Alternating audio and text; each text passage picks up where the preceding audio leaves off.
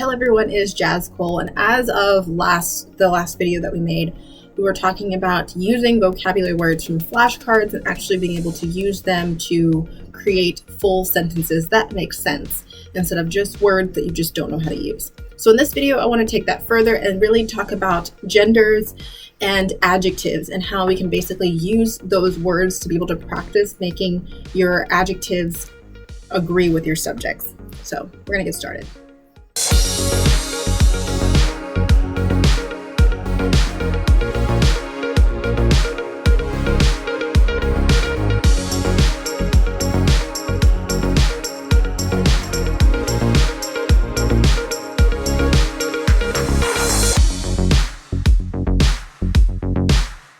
Okay, so we are back to our flashcards of English and German. So this can really differ depending on what language you're using, but either way, it's the same concept. You can basically take how I'm using them and use them in your own way. So from the last time we used der Vater as the example, but we're going to use that for masculine words. And then we're going to look at, let's see, any other. You want to have one of each gender. So das Handtuch, which we can basically use as our neutral noun. And then let's see, now we need a feminine one, just because German has 3 genders, so we're going to use that. Die Zahnpasta. Looking at these 3, masculine, feminine, and neutral. So we'll start with this one. Let's say we're talking about, let's use the word funny. So let's use dad is funny.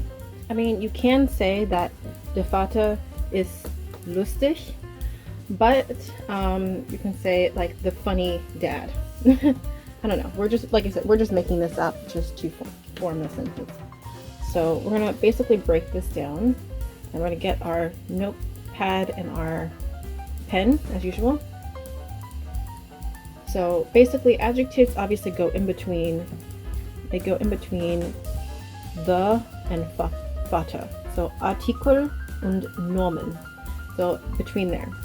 So let's say we're gonna put this as lustig. So lustig is it's spelled as lustig. So because of the fact that this is a subject, this is nominative, in the sense that it is a subject. So what I'm going to do here is that usually because this is a noun, it usually will take the same thing. Lustige. So, and then we're going to put an arrow in there so you know that it goes in between there. And then with die Zahnpasta. So let's say the funny toothpaste. Lustig. Let's write that again. Okay. And you notice patterns usually when you do this. So die, but then there's also an I here. Die Zahnpasta. So it would be lustige. Okay. Then we're going to put then we're going to take that off, and we're going to put our arrow.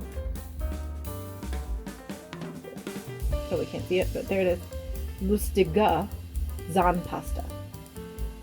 So with neutrals, das Handtuch, we're talking about das towel. So of course we see that there's an S here. But the thing is different with this, I'm gonna write this again, is actually we're gonna follow kind of like the feminine form. So we're gonna put an E, but then we're also going to put an S because this is neutral. Lustiges. Lustiges. So you can see that. So if you're talking about der Vater, so der lustige Vater, and then of course we can go back to this example with ist. Obviously the verb conjugation is there. So der lustige Vater ist eating. Let's go back to this example with the cheese from the last video. Der lustige Käse. So the funny dad eats the funny cheese. Or you can even say, let's say he eats like some, like let's say bad cheese. Like he's eating bad cheese. No, it's not good. So the word for bad is schlecht. So whatever word that is, like of course you're gonna put this in based on what your flashcards say, what your language is. Schlecht. Okay? So because this is the object, it's going to use a different case in German, which is going to be Accusative. So because this is the direct object, because it is eating, the dad is eating, he's directly eating the cheese. So that basically is going to mean that this is going to take a different ending. So on that, so the ending, because this is masculine, this is actually going to take, it's going to have en. That's usually the ending you would see with masculine. So I'm going to put that on there, and then I'm going to put my arrow to show that it's in between there.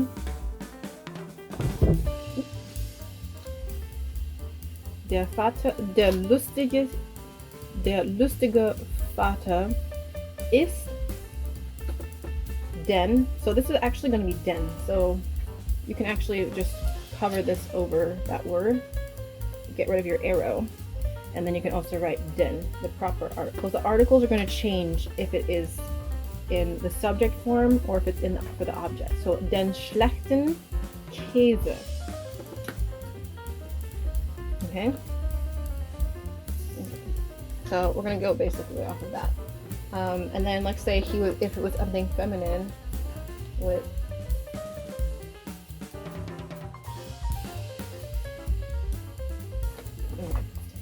so after looking through these, let's say we're looking at different things. So there is feminine, die Schokolade, das Ei. So it would be the same thing. It would change based on this. So let's say die Schokolade. So that actually wouldn't really change that much. It wouldn't change too much. So it wouldn't change that much. So be die schlechte Schokolade. He's eating bad chocolate. Neutral in the accusative with with direct objects, it's going to take pretty much the same thing.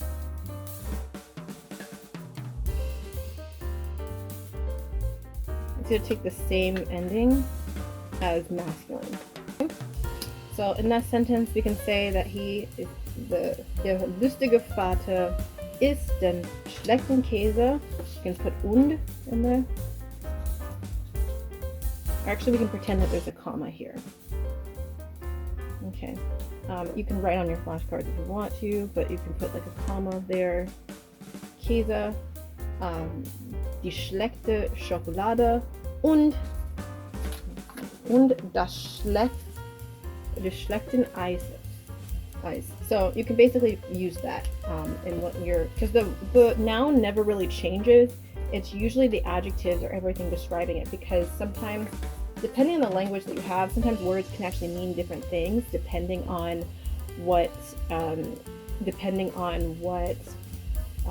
gender it is. So sometimes, like in French, the word livre for book, it can mean if you use a masculine article, it's a book.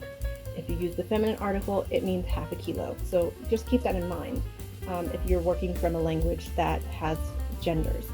And then also if you're using Dative, so for anyone who is learning German, Dative is basically something else. So let's say you're looking at something like you're saying it belongs to someone, fun, or something that belongs to someone, or you're using a preposition. So let's say he's eating all of these things with a fork. With mit ein Gabel. So let's say he's eating it with the fork. So Dative, this is feminine. So obviously mit. And this is a preposition. So because it's a preposition, it uses the dative. Anytime you use it. So let's say there's that connector word, and then from there, die Gabe, mit dem Gabe. So mit der, sorry, because it is feminine. So we'll take the article. So if you really need to, you can actually put notes on these cards. So it's like der, but then you also put on there its feminine dative. Make notes so that you can always remember this. So this is really important to remember here. So if you don't know this part right here, you can put as a side note an asterisk and say masculine accusative. Here you can put masculine nominative because this is the subject. Verbs aren't really changed by that, or anything for that matter. So make sure you're putting notes mit der Gabel, with the fork. So, just remember that. So yeah, so basically we've created a sentence from here. So we can pretty much say, der lustige Vater isst den schlechten Käse, die schlechte Schokolade und das schlechte Eis mit der Gabel. That is a full complete sentence. And basically when you work on those sentences, it'll basically help you be more descriptive. If you ever have to use nouns, like I said, you can also say, you can say as a complete sentence, der Vater ist lustig. And when you say that, because that as an adjective it corresponds with the subject, so you don't really need to put this on here. But if you're putting it in as a descriptive word, then you do need to add the ending. So that's just German. So like I said, when you are learning these grammar rules, make sure you're learning to be able to use vocabulary to basically coordinate. So really pay attention to articles, as I always say at the beginning, because that's going to be a really big thing to remember in order to create these corresponding articles. So overall, I hope that this video is very helpful for you.